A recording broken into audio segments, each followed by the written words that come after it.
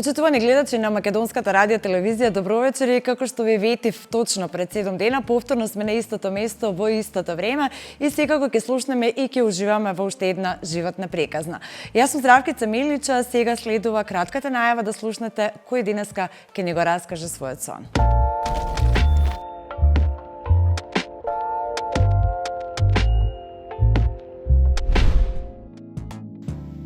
Македонски актер, режисер, стендап комичар и психолог. Дипломирал на Факултетот за драмски уметности во Скопје и магистрирал режија. Од 2009 година е активен во Народен театар Битола како актер и режисер, а од 2011 година настапува и како стендап комичар низ Македонија. Тој дефинитивно е еден од првите и активни учесници во развојот на сцената на стендап комедијата во нашата земја. Дами и господа, Маријан Георгиевски.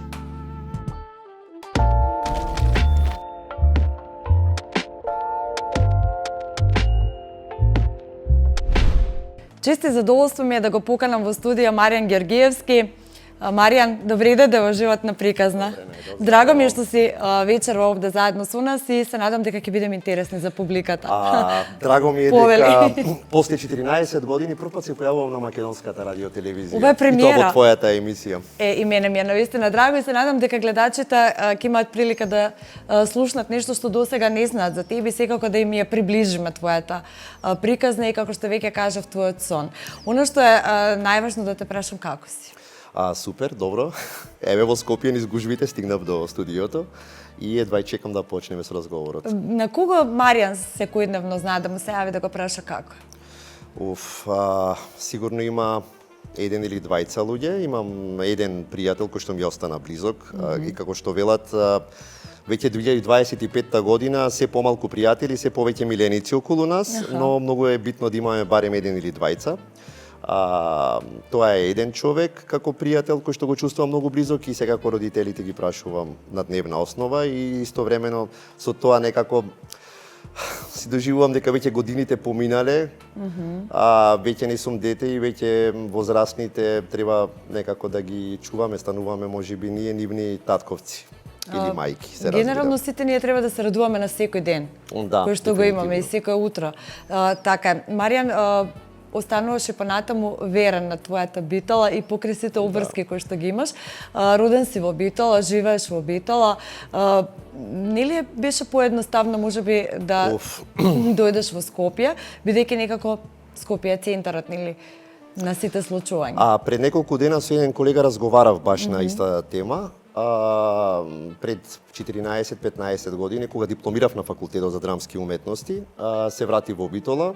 Пробавме да направиме некоја представа која ќе биде алтернативна, цела класа, цела екипа и потоа игравме неколку пати, но после секое играње сваќавме дека нашата заработувачка беше во минус и дека не можевме ни патните трошоци да ги исплатиме и моравме да се вратиме секој од каде што е дојде. И немав друг избор освен да си го градам својот пат на свој начин и почнав да се занимавам со стендапот. Веќе во Битолскиот театар играв неколку представи и некако како дете знаев дека ќе се занимавам со стендап, само не беше артикулирано во која форма. Во која форма, да. И тоа што се случи во 2011 година на YouTube и таа еуфорија и тоа масовно споделување на содржината која што почна многу интимно, искрено, топло, човечки, хумано. Го препознаа што е најважно. На некој начин како на Македонија да и требаше некаков таков издувен вентил и наеднаш почна да ми се јавуваат многу луѓе. Од локали, од сали и така натаму. Имав премиера во Битолски театар, Јане Задрогас, една представа. По завршувањето на премиерата, тогашната министерка за култура беше дојдена и ова го споделувам за прв пат, ама чисто сакам да го споделам можеби повеќе како да остане некакова нешто што е кажано. Трага или белег, да. Па да. И ме тргна настрана, ми вели, ти си тој Маријан, цела Македонија зборува. А некако кога многу се зборува од сите страни, па мене ме фаќа непријатно заради тоа што јас гледам да се доживувам секогаш животот да го доживувам многу минималистички, многу обичен и се целата таа фама и фотографирање со случајни минувачи, јас ти сум фан. Јас како супер се ама гледам да помине. Како срамежливо дете, да. И ми има останато до ден денес таа навика и некако ми стефни с годините дека не е во ред, дека јас сепак треба пиар, чекај, представи се, покажи се и така натаму. Ама некако проба таа особина да ја задржи. Да. И тогаш на коктелот Министерката за култура ме тргнува настрана, ми вели: "Оти си тој Маријан, цела Македонија зборува за тебе." Мене срам ме фаќа што слушам, викам чекај, Министерката ми се обраќа сега. И велам да, вика слушај, не бе вработен, хонорарно работе во театарот. Ми вели во Скопје ќе отвараме театар. Вика повели дојди со тебе ќе го отвориме. Викам чекај са најдеш. А тоа е театар комедија. Дали е реално дека јас добивам таква понуда? Да, мама јас бев сигурен во одлуката дека не сакам да заминам надвор од Битола, велам не, јас сакам овде. Дај човече за од Министерката за култура ти дава таква шанса и сега јас се мислам, ама бев сигурен и сакав во Битола да останам затоа што некако сакам таков спонтан живот, опуштен, без гужви, без хаос, без и лојален си на Битола која е навистина преубава. Да, па можда за 10 години ќе се кандидирам за градоначалник. Се шегувам. Добро. После ќе се фалиме, нели? Како беше детството во Битола, во кое мало порасна? Тоа е чуеното мало Бајро. Тоа го имам и во видеа и го имам користено и во настапи за тој микросвет на некој начин во Битола. Тоа е мало каде што пораснав со деца од најразлични националности и пред се роми. И заедно растевме на училиште, тука ни беше училиштето, уличниот живот весело, бескрајно, безгрижно. Музика постојано, тоа е ден денес, музиката, но веќе не живееме таму. Ама тие приказни, тие карактери, луѓе и тој мајндсет таму што функционира на некој начин, низ годините ми беше инспирација сите тие приказни да ги раскажам во јавноста и ми беше поттик да се занимавам со се ова. Некако со приказните. Што е она што посебно го памтиш од тој период? Игравме фудбал многу, правевме и мали кражби. Значи, еве сега можам после толку години да споделам. Го учевме животот некако на улица. Гледавме во текот на летото да бидеме од 12 часа дневно, денски, па 15 да бидеме надвор и да се дружиме, да се забавуваме, што за жал сега го нема тоа детство во новиот начин на функционирање. Деца да ги имаме постојано под надзор, постојано пратиме, ги носиме по училишта, школи, некако се Криво ти е што твоето дете расте можеби поинаку од тебе? Да, ама се трудам да го задржам колку е можно тој начин на воспитување, на таа спонтаност, да не му задавам претешки задачи за животот, затоа што не е така едноставен, да. Не, колку ги плашиме нашите деца од животот, само ќе ги направиме некако плашени деца повлечени во нивните светови дома и затворени постојано на тој виртуелен начин. Треба да ги оставим уште малку да си го живеат детството, а животот тогаш ќе ги стигне. Да, нема така. Да избегаат од Не можат да избегнат, да. Во какво семејство порасна Маријан? Со што се занимаваат твоите родители? Моето семејство е многу скромно и таа скромност била вредност во моето семејство и некако се држам уште до тие вредности. Татко ми работеше целиот живот во рудник, во Рек Битола, мајка ми домаќинка и се организираат со група на жени и работат по нивите, берат тутун, најразлични пиперки, домати, земјоделски производи. Тоа го прави ден денес. Секоја чест. Секогаш ме воспитувале на честност, на посветеност, на добар однос со луѓето, дека постои Господ кој што ги ти врати со добро и мислам дека тоа е можеби една од најголемите вредности што се трудам да ја задржам. Секако, што е многу реткост во денешно време. Дали имаше... Ми текнува, ова само кратко, ми текнува и на првите премиери што сум ги имал. Некако главно ми беше во театар, прво за мене беше незамисливо да се замислам себе си дека ќе бидам во театар. Затоа што по театри, посебно по провинција, фамилиарни се, условно кажано, тие кругови. Тоа се деца, внуци на глумци, наследни. Јас некако кога одев на театар и да ги гледам представите, ми беше како замисли јас еден ден да бидам таму.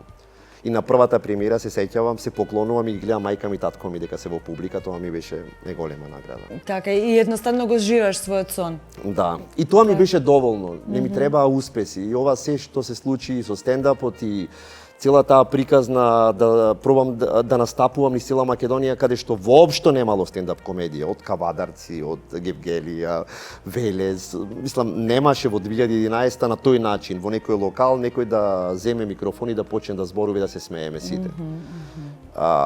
Најголемо имаше неверојатни доживувања, на пример во Кавадарци ми текнува, баш за Кавадарци го спомнав, стигнувам надвор, чекаа луѓе да ме пречекат како да сум не знам кој. Па ми даваат производи како за попат, повели, пак некако таа енергија можеби која што сум им ја давал, ми ја враќаат и тоа е најголемиот успех. Па така, чистата емоција и искреност секогаш ја препознава публиката. Да. И тоа кога тогаш доаѓа си на своја. Дали имаше играчка која си ја посакувал, ја имаше? Дали имаше секогаш на трпезата тоа што ти се сакал? Или живеевте навистина многу скромно? Беше скромно, ама никогаш тој притисок и таа борба за да се поминуваат месеците и животот, некако не беше наша тема на децата, тоест моја тема и тема на сестра ми, туку секогаш мајка ми, татко ми знаеа да го изменаџираат тоа добро и често пати... Да не се примети. Да, со мајка ми кога ќе разговараме и ќе каже некоја случка, затоа што кога бев како мал бев дебело дете. И многу сакав да јадам. Да одиме на шеталиште, во тој долниот дел на градот, и имаше и ден денес има сендвичари. И мајка ми вели, само кога ќе кажеш мај да излеземе, сакам сендвич. Главно ти беше сендвичот. И ќе земевме сендвичи, вика затеби за сестра ти, вика се вртеше, ти мама ти не јадиш. Вика не ми се јаде мене сега, на пример. А сега од оваа дистанца сваќам кој цел напор го правеле да се менаџираме со финансија, при тоа ние да имаме слободно, убаво и безгрижно детство. А при тоа и за здравје не е добро да се јаде толку сендвичи. Дали ти, Маријан, сакаш играчка, а ти не, јас сакам хамбургер. И твојот и на сестра ти вика го јадеше хамбургерот толку што беше лако му дете. Да, така. Сум продел дури на 2-3 години од што сум бил дебел и од што сум јадел цело време, сум бил тако ме носеле по доктори како дали ова дете ќе проводи. Како перница, имам фотографии како мал, како голема перница сум бил. Па добро, да, не им било едноставно на тоа. А од страна на играчки сме играле со тоа што ќе сме го најделе и повеќе светот кој што сме го создавале околу играчките. Не толку самата играчка да е нашето задоволство, ми текнува на некои 5 или 6 гумени човечиња кои што ги купивме од една стоковна куќа. Ден денес се сеќавам и мислам дека најдов пред некое време некое од нив останато. Имав едно столче дрвено, ќе го превртев и тука си ги создавав сите приказни. Не само туку тој тука живе, тој таму, па чекај, па ќе оди на гости, па да. Бескрајно многу развивање на фантазија, да, и креативност. Да, така некако си. Од каде желбата за ФДЛ, бидејќи никој од твоето потесно семејство не се занимавал со таква професија? Па прво се запиша во техничко, електроника смер, техничко образование. Дома беше најбезбедно затоа што не веруваа дека ќе завршам факултет. Беше побезбедно, не дека не веруваа во мене, туку некако моите имат еден таков можеби поскептичен поглед дека не одат така работите, ако немаме тоа заслужено ние да имаш ти некаков успех. И така натаму, станав, се запишав техничко со цел да имам некаков занает, да поправам телевизори. Тоа беше првичната. И почнав, инаку помеѓу глумците има многу што имаат завршена електроника. Често пати со колеги се сретнам, па јас имам завршена електроника, викам човече, што правиме ние овде? Да. Одев дури на курс за поправање на телевизор, изгорев еден телевизор, све напушти. А добре, и не е лошо тоа, вака знаеш по дома да поправиш. Да, од техничкото образование сватив само едно нешто, дека струјата е опасна работа и не ги А ако нешто не завршиш како треба, па и ќе одглумиш и тука си Сијак. Но некако знаев подсвесно дека јас ќе се занимавам со ова.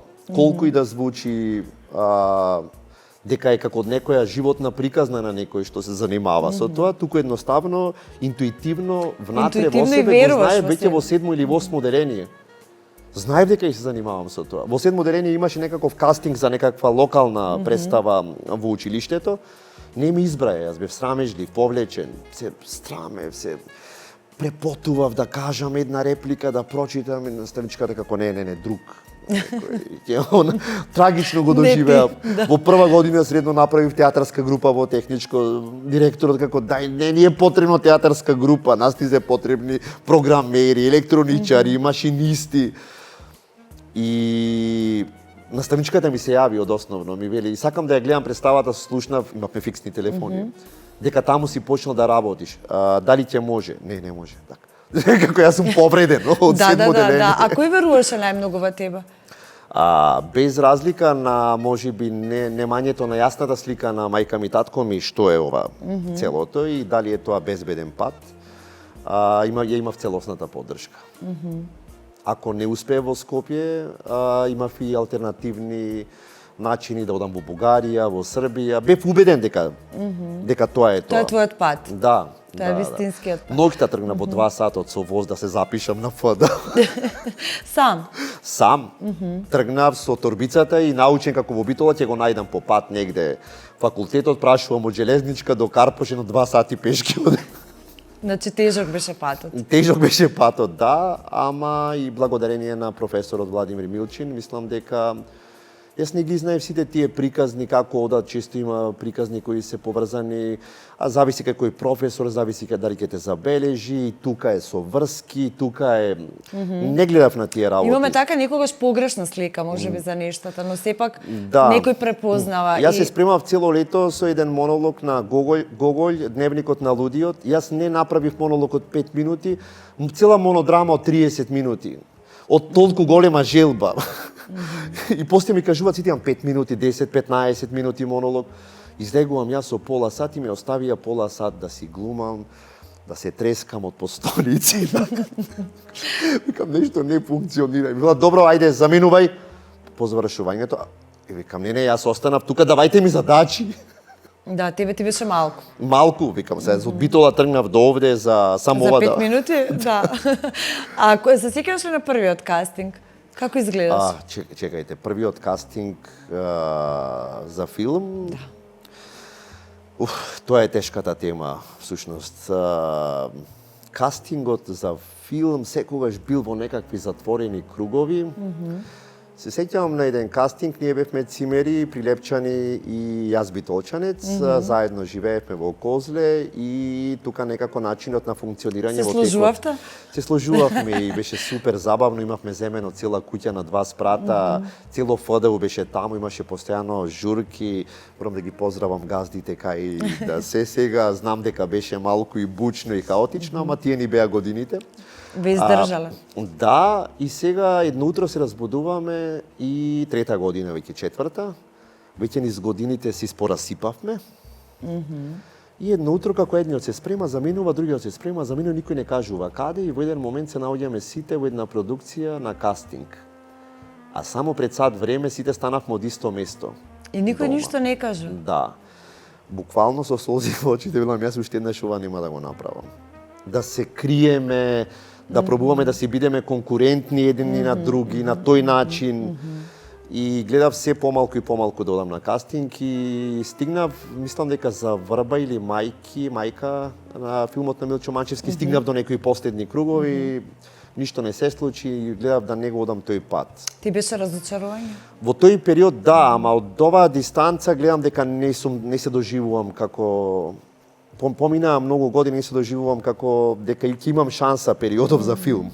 Некако тоа стана една мала групација на луѓе кои си ги даваат меѓу себе просторите за работа, улоги, режија и така. Дека тоа стана еден мал бизнис како се во Македонија. За жал.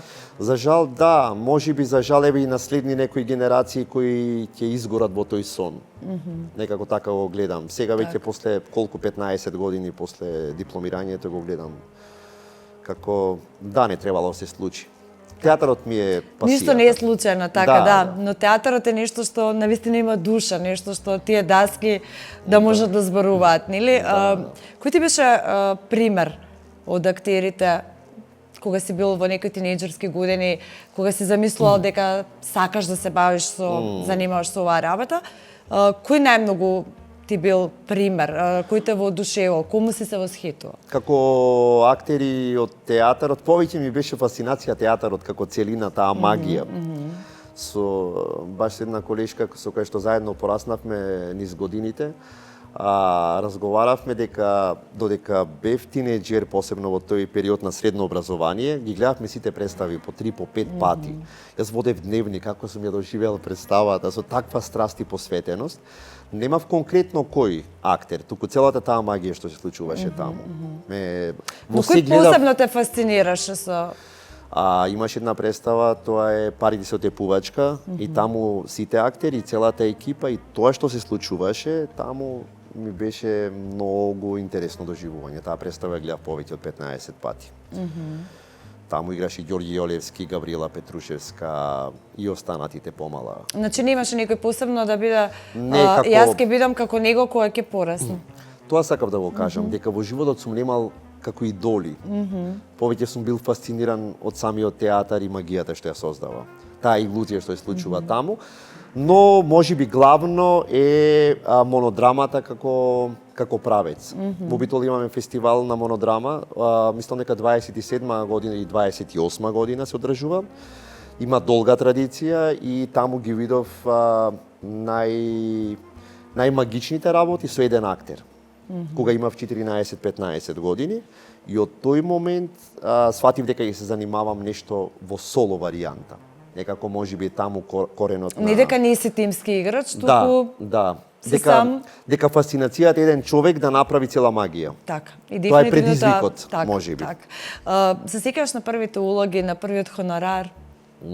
Да. Да.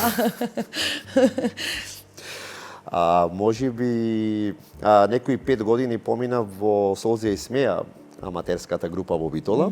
Тогаш што туку замина Дејан Пројковски, останатата екипа, сите актери кои сме во Битолски театар сме поминале на некој начин из таа вода на Солзија и смеја. Правевме представи, се сеќавам на првата моја представа, тоа беше на дело на Пушкин, Цигани се вика текстот. Се сеќавам на моментот пред да се крене завесата. Буквално стоевме со колешката која таа не се занимава повеќе со театар, ми се тресе раце, нозе, нема чувство за себе си, за телото кај се наоѓам, се крене завесата, во публика имаше 900 луѓе во големата сала на Домот на култура. Играв се и тоа што е договорено и тоа што не, што треба и што не треба.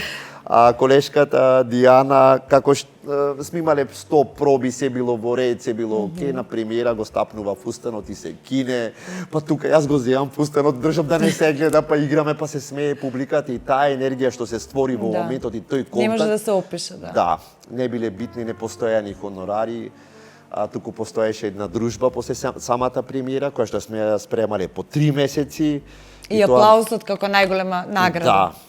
И мотивација, да. Тоа ми е првиот, професионални... Првиот стендап кога беше? 2011 22 април во Битола, заедно со Никола Тодоровски од Охрид. Имавме по 30 минути стендап комедија. Не знаевме како ќе реагираат луѓето, затоа што е прв пат, го најавувавме по медиуми, ќе биде вака, ќе биде, ама не знаеш дали, затоа што стендапот е многу брутален, сметката стигнува многу брзо. Ако нема реакција, не функционира. Ајде во театар, тоа таква е представата, можда нема реакција, не направивме добар контакт, а во стендапот е сега и тука. Почнуваме, фати некој невреме, нема струја, пак ни се уклучи светлото.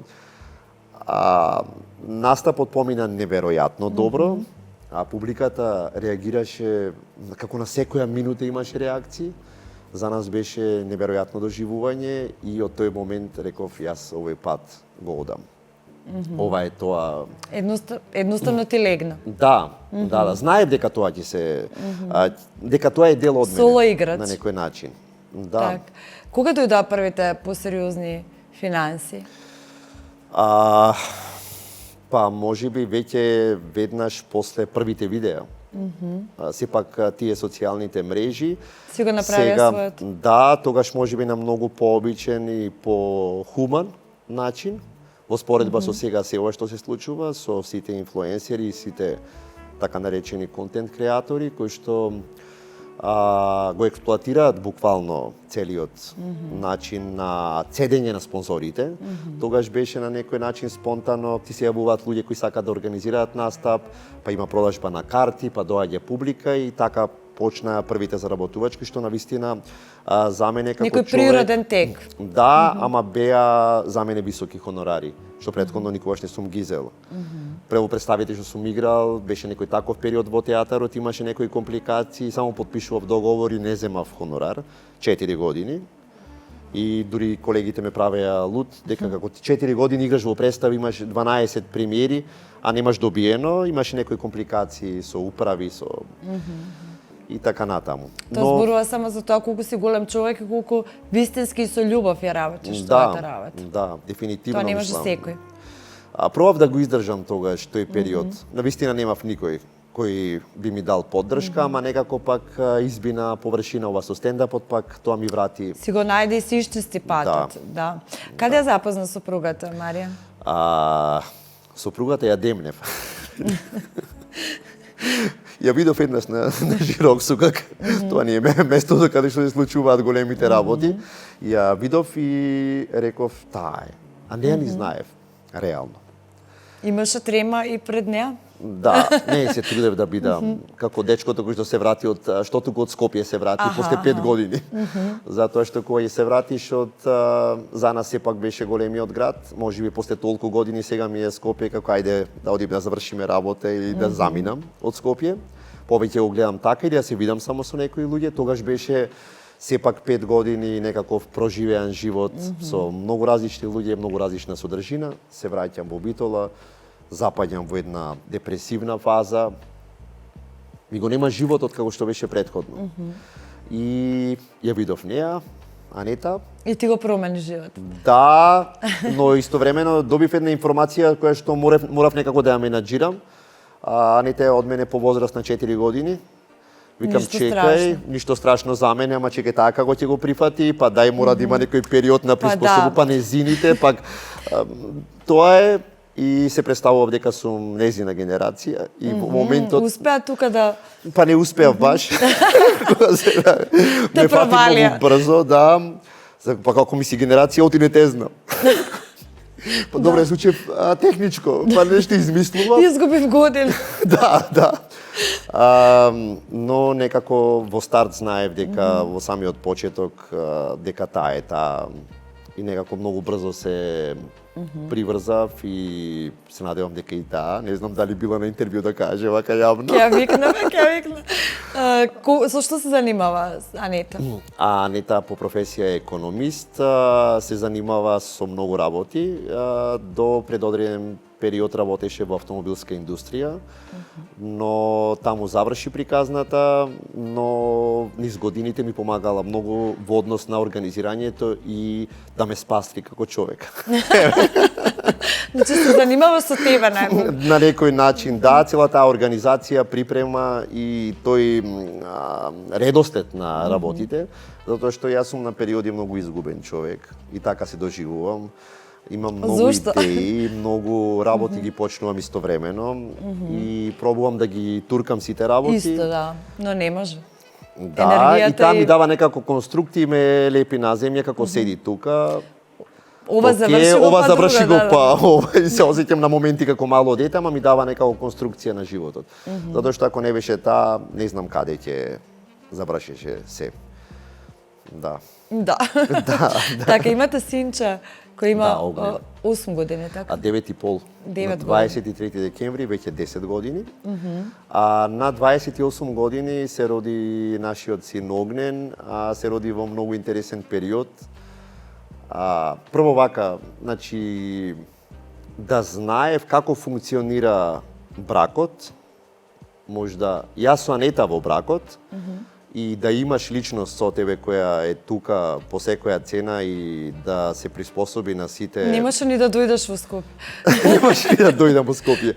Не, мислам ова е една порака до сите млади, колку и да им звучи старомодно и нешто како од минатиот век, дека е многу подобро на помлади години да си со некој и да си во брак и да имаш дете, отколку да чекаш да го фаќаш последниот воз, условно кажано. Но ако го сретнаш на широк со какво вистинското време, не може тоа кога така. ќе слушам вака, звучи како некоја приказна, чека ја сретнав на широк со, викам, леле, ова е некоја од турска серија, човече, ама некако така беше.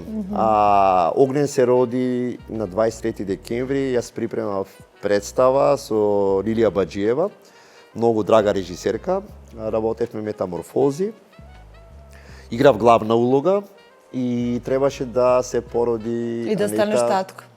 Да, следниот ден, но веќе по договор беше поминаа, тие недели ги броевме, неделите водевме дневници, па во кој се. Мислам, тоа ше со стендапот се од реалноста делумно, инспирација.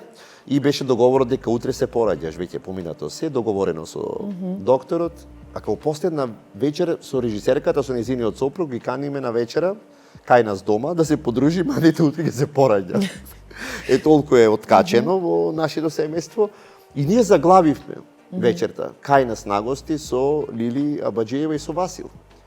И во еден момент 3 сатот дојде, како, абе дај да легнувам, да треба да се пораѓаш. Спиеме до кај 10-11 и одиме во болницата, докторот вика, дали во 12 се доаѓа на порање? Оди дома утре. И ве вратија? Не вратија, ќе беше роден Огнен на 21 или 22, така нешто после 2 дена пораѓајот беше. Цел театар чекаше. Го пролонгиравте детал.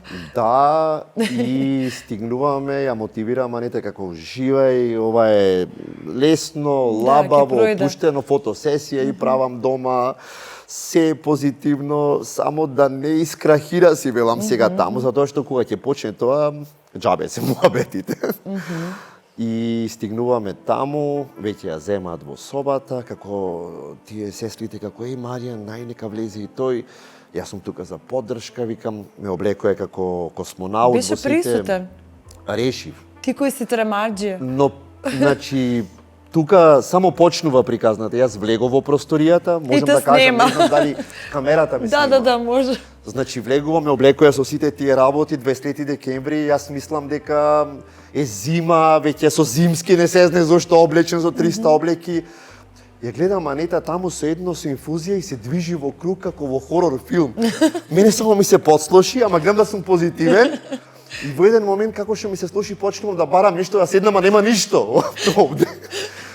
И гледам дека докторот вели, ајде, вади го надвор, ќе падни пред тебе. Значи не издржа до крај. Не издржав, слегов долу на влезот и ми се појавија сите слики од моментот кога се запознавме, затоа што ме фати некако како еден момент, цела хронологија од првиот момент и сите соништа кои што ги градевме до дента. Викам, Господе, само се да биде во ред. Некако во такви моменти си на раскрсница изгубен што ќе се си, нели случи, така? не знам, така го гледам. И после дојде Огнен на светот и животот си доби уште поголема смисла. И тогаш сватив и уште повеќе го потенцирам во животот тоа дека од тој момент не сум си најбитен само јас, не сме си најбитни ние, туку имаме и за кога да живееме. Кој не е по негова волја дојден на овој свет, да се погрижиме, да му го направиме детството и понатаму да се спремаме да се разделиме. Затоа што на крајот на денот тоа е идејата. Да пораснат нашите деца, да ги испратиме и ние да сме, не знам, подредени години да се среќаваме како добри пријатели. Така, кога, Маријан, животот ти го даде најголемиот удар, може?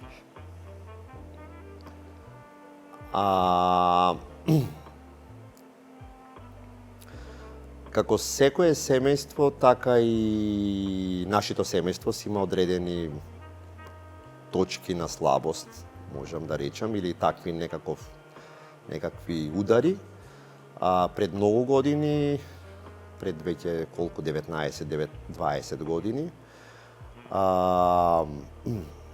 се роди внук ми, кој што по одредено време имаше супер развој и се беше во ред. После одредено време се случи да му биде некако диагностицирано дека има некаква форма на аутизам, уште пред да биде преактуелен. Тој е внукот сестрата. Да. И мислам дека тоа ќе ни остане една црна точка која што не, мислам, тоа е наше болна човече точка, да, и, болна точка. Си расте и функционира и сите сме тука и се, ама тоа е тешко и непроменливо и мислам дека тоа ќе ни остане за цел живот, дека постои нешто такво кое што ни е еден удар. Така е, но најважно е дека треба да ги прифаќаме. Да, дефинитивно. И дека и здравите деца треба да знаат дека постојат различности. Да. Тоа е поентата, нели? Од што најмногу се плашиш?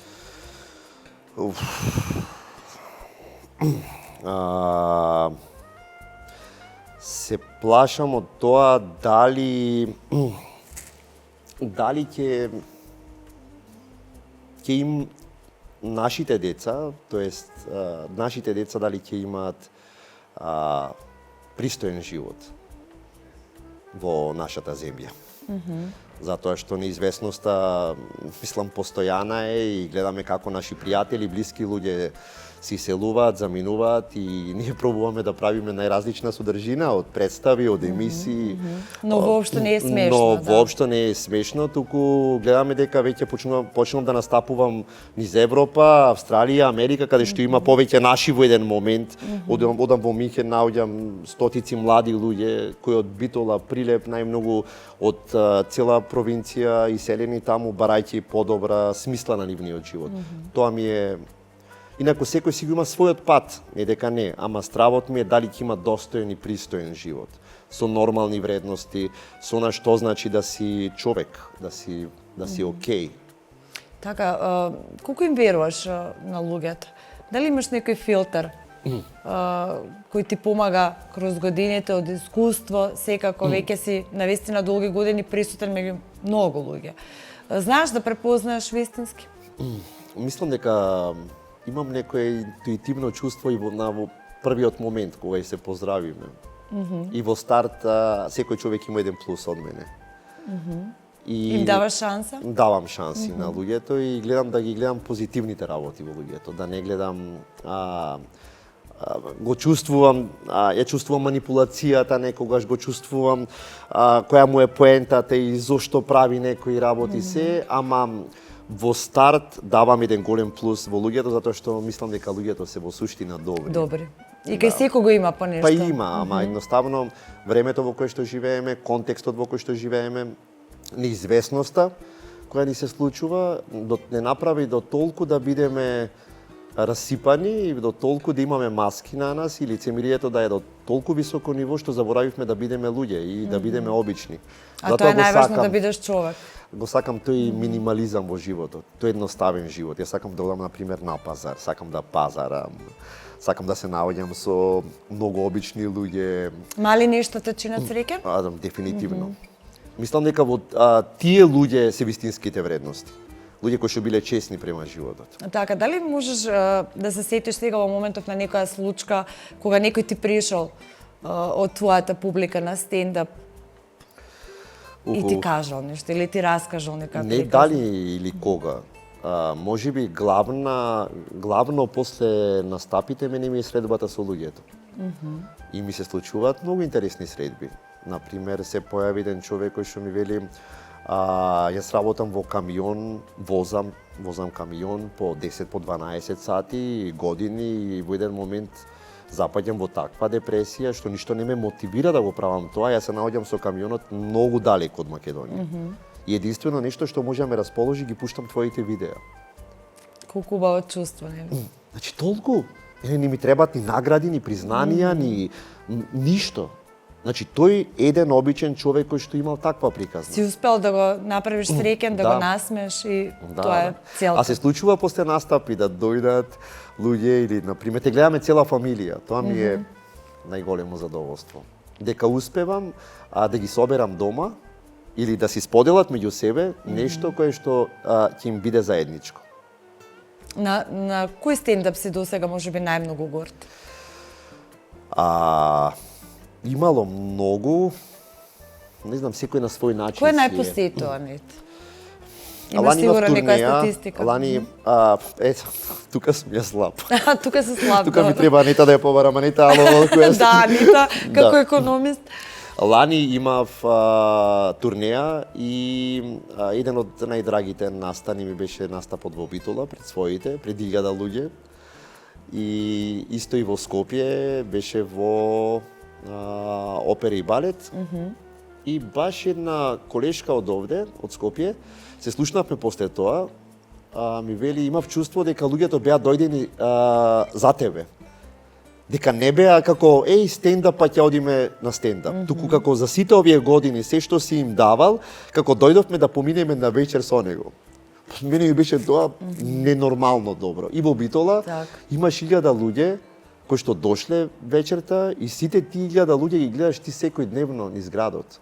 И сега се дојдени И тоа е навистина голема одговорност. И многу често во емисијава знам да ги прашам соговорниците ако се музичари, дали е најтешко да се пее пред својата публика, бидејќи тоа се луѓе кои секојдневно ги сретнуваш, или луѓе кои што ги знаеш, или луѓе кои што најмногу очекуваат од тебе и тоа не е едноставно, нели?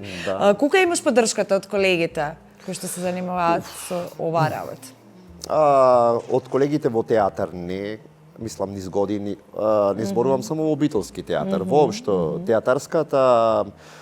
театарски профилирани луѓе околу стендапот го гледаат повеќе како некакво условно кажано предавство на театарот и на уметноста, за кој што не се во право и низ годините се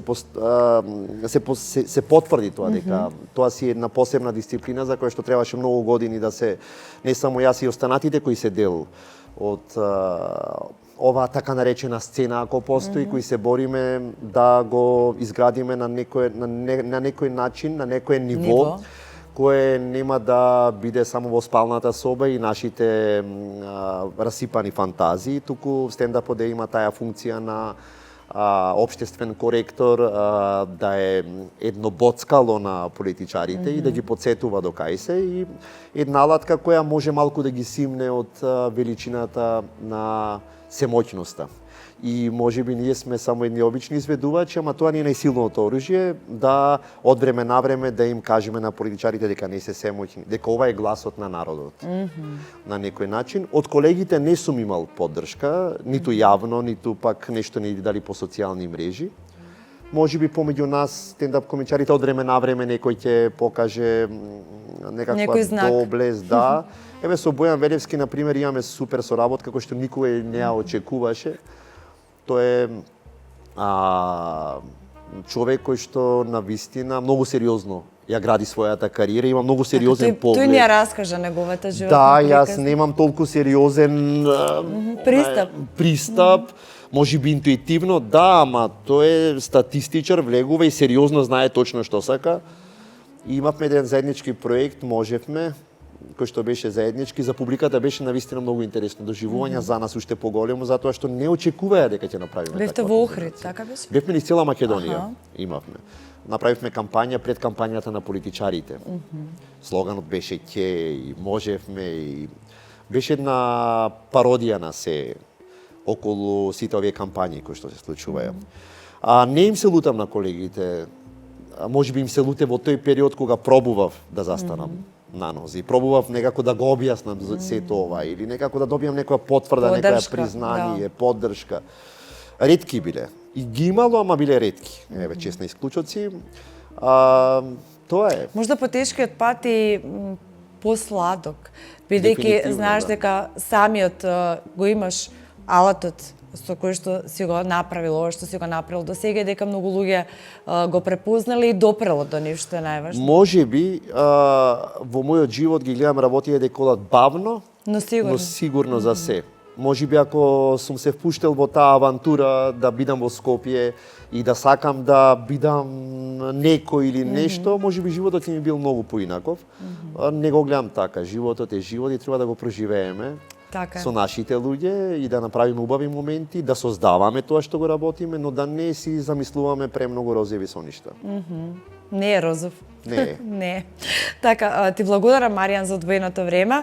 Се надам дека им приближивме малку на публиката една поинаква слика за тебе и се надам дека и понатаму ќе ги смееш луѓето, ќе ја кажуваш вистината и дека ќе бидат посетени твоите стендапи и секако многу успешни представи понатаму.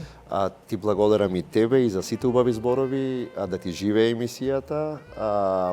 Се надевам дека отворивме некои интересни приказни. Додека има вака искрени соговорници, секако ќе живе. Баш ми е мило и уште еднаш сакам да ја поздравам македонската телевизија, затоа што верувам дека националниот сервис уште дека треба да држи до содржини кои што имаат навистина вредност. И македонското радио често пати го слушам, Радио Скопје, затоа што таму се уште гледам во содржините на македонската телевизија и радиото дека уште има смисла и дека треба да се држи на овој начин. И не може се да помине. Да, не правиме шоу, не правиме огномет, само да ги фасцинираме луѓето, мислам дека имаме разговор и дека ти е супер емисијата, гледајќи ги останатите емисии. Ти благодарам од срце, да. Ти благодарам уште еднаш, а ќе им се заблагодарам и на нашите гледачи кои верувам дека знаат да препознаат што е добро и секогаш искрената емоција е најважна од се. Ви благодарам за вниманието, се гледаме за 7 дена.